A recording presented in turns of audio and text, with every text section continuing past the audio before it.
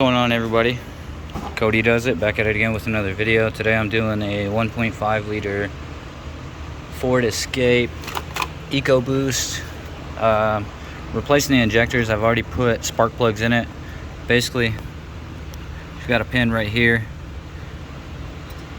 clips in, slides around. If you can see right here, it slides around this fuel injector, clips on right there.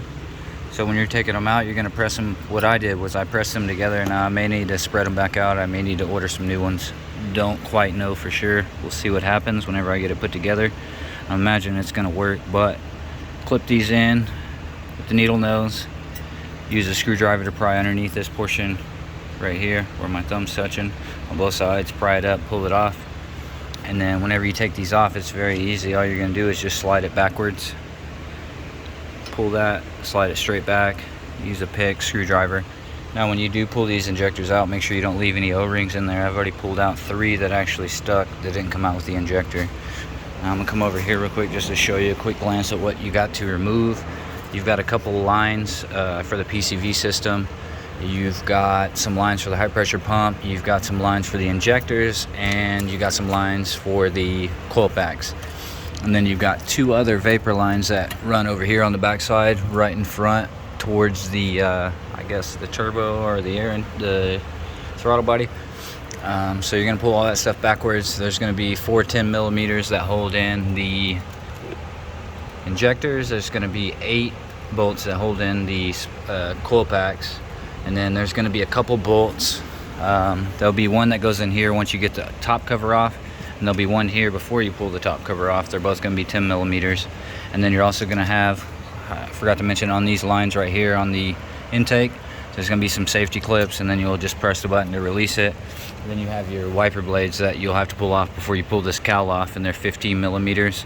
If you just press down right before the flex portion of the wiper blade, kind of wiggle it up and down, it's very easy to come off. They came off easier the first time I pulled this off whenever I did the plugs and the valve cover. Now we fixed the valve cover leak. We don't have oil going in there anymore, so it's not filling up the plugs, but we do have clogged up injectors, so the injectors aren't actually spraying like they're supposed to.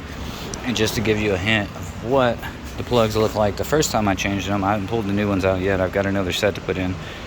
They are pretty bad. I'll try to get this up close and personal on the camera for you guys.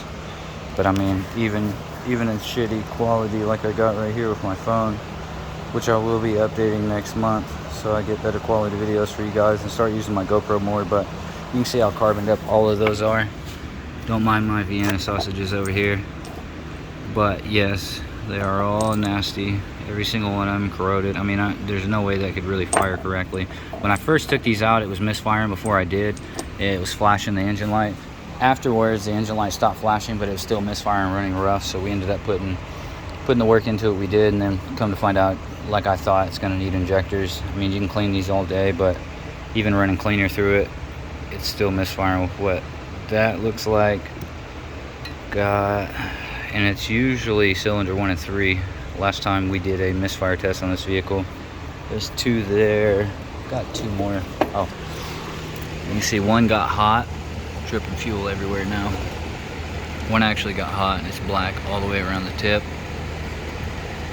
And you can see there's very fine nozzles in there that actually spray. It's kind of hard to see on the camera, but there's 3 little nozzles on the front side of it. So we're going to replace these, run some more cleaner through it to clean up the intake valves, the cylinder, and the exhaust valves. And then we will see if it gets to quit misfiring. It's the only issue we're having now, but we'll go from there. I'll keep you guys posted. It's kind of a long video, so don't mean to drag it out, but if you have any questions about these engines, want to know anything, if I don't know the answer, I'll find the answer and I'll let you guys know. As always, like, comment, subscribe. I'll see you on the next video.